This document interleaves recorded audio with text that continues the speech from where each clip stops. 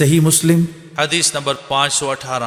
حضرت ابو ہریرہ رضی اللہ تعالی عنہ نبی اکرم صلی اللہ علیہ وسلم سے روایت کرتے ہیں، آپ نے فرمایا، جب تم میں سے کوئی ایک قضائے حاجت کے لیے بیٹھے تو اپنا رخ اور پیٹھ قبلہ کی طرف ہرگز نہ کرے۔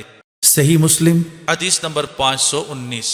حضرت محمد بن یحییٰ اپنے چچا حضرت واسع بن حبان رضی اللہ تعالی عنہ سے روایت کرتے ہیں، وہ فرماتے ہیں، میں مسجد میں نماز پڑھ رہا تھا اور حضرت عبداللہ بن عمر رضی اللہ تعالی عنہما نے قبلہ کی طرف اپنی پیٹھ کو سہارا دے کر رکھا تھا۔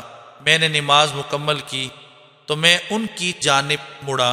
حضرت عبداللہ رضی اللہ تعالی عنہ نے فرمایا، کچھ لوگ کہتے ہیں جب تم قضائے حاجت کے لیے بیٹھو تو قبلہ کی طرف اور بیت المقدس کی طرف رخ نہ کرو۔ حضرت عبداللہ رضی اللہ تعالی عنہ نے فرمایا، میں مکان کی چھت پر گیا تو حضرت محمد صلی اللہ علیہ وسلم کو دیکھا، آپ قضائے حاجت کے لیے 2 اینٹوں پر بیٹھے ہوئے تھے اور آپ کا رخ بیت المقدس کی طرف تھا۔